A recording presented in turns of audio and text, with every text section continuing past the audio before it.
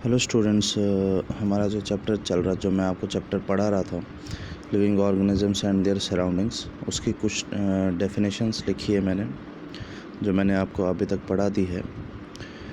तो उसके नोट्स और उनको एक बार मैं वापस रिकॉल करता हूँ। हैबिटेट क्या होता है? Habitat, the place where living organisms live is called their habitat. It provides air, food, water, light.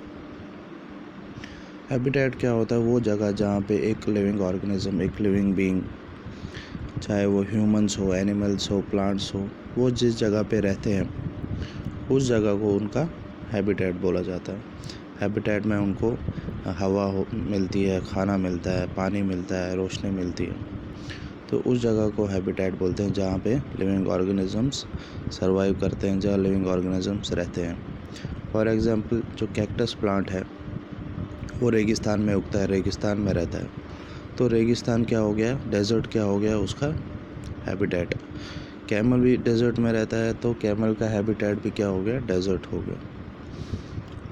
तो ये कैसे रह पाते हैं डेजर्ट में? वो मैंने आपको बताया था। कैक्टस को पानी की इतनी ज़रूरत नहीं रहती है, इसलिए वो रेगिस्तान में सर्वाइव कर लेता है। कैमल को भी उनकी जो लंबी टांगें होती हैं उनको हीट से बचाती है और वो काफ़ी दिन तक पानी स्टोर कर सकते हैं।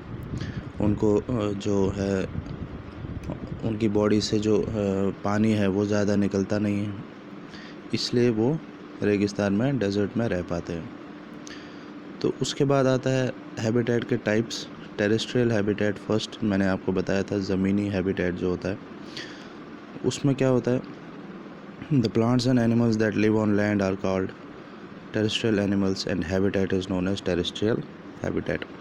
जो प्लांट्स और एनिमल्स ज़मीन पे रहते हैं उनको हम बोलते हैं टेरेस्ट्रियल एनिमल्स।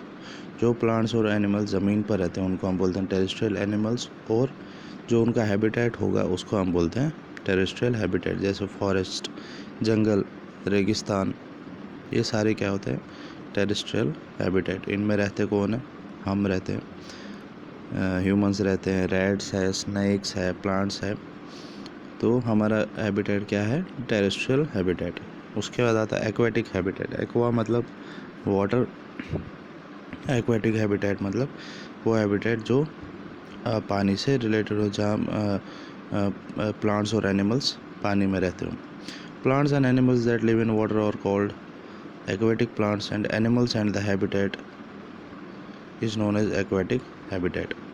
वो प्लांट्स और एनिमल जो पानी में रहते हैं उनको बोलते हैं एक्वेटिक प्लांट्स और एनिमल्स, और उनका जो हैबिटेट होता है उसको हम बोलते हैं एक्वेटिक हैबिटेट। एक्वेटिक हैबिटेट जैसे लेक्स, रिवर, ओशन, तालाब, ये सारे क्या है? पानी वाले हैबिटेट है, और इनमें भी प्लांट्स और एनिमल्स रहते हैं। फिशेस रहती है, ऑक्टोपस रहते हैं, वेल्स रहती है, डॉल्फिन्स रहती है। तो वो प्लांट्स और एनिमल जो पानी में रहते हैं उनका हैबिटेट होता है एक्वेटिक हैबिटेट।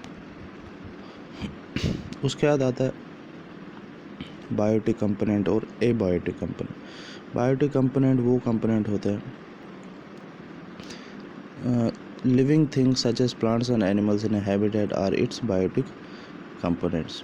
बायोटिक कंपोनेंट्स कौन से होते हैं? जो लिविंग थिंग्स होते हैं, जैसे प्लांट्स और एनिमल्स एक हैबिटेट में रहते हैं, उसको उनका बायोटिक कंपोनेंट कहा जाता है। एग्जाम्पल फंजाई, बैक्टीरिया, एनिमल्स, ये सारे क्या होते हैं? लिविंग थिंग्स हैं। फंजाई, बैक्टीरिया, एनिमल्स, ये सारे लिविंग थिंग्स है, लिविंग ऑर्गेनिजम्स हैं। तो इनके हैबिटेट को हम बोलते हैं बायोटिक कंपोनेंट्स। बायोटिक क्यों? क्योंकि ये लिविंग थिंग्स होते हैं। The living things such as plants and animals in a habitat are its biotic components. Abiotic क्या होता है? जो नॉन लिविंग थिंग्स होते हैं। नॉन लिविंग थिंग्स एक हैबिटेट में कौन कौन सी होती है? पत्थर, रेत, हवा, पानी, सनलाइट, हीट, ये सारी क्या होती है? Non living things. The non living things in a habitat constitute it's abiotic components. अगर आपसे पूछा जाए बायोटिक कंपोनेंट्स कौन से होते हैं एक हैबिटेट में, आप बोल सकते हो जो लिविंग थिंग्स होते हैं, जैसे बैक्टीरिया है, एनिमल्स है, फंजाई है। अगर आपको पूछा जाए एबायोटिक कंपोनेंट्स कौन से होते हैं एक हैबिटेट में, तो आप बोल सकते हैं rock, soil, heat, sunlight, water, air, etcetera.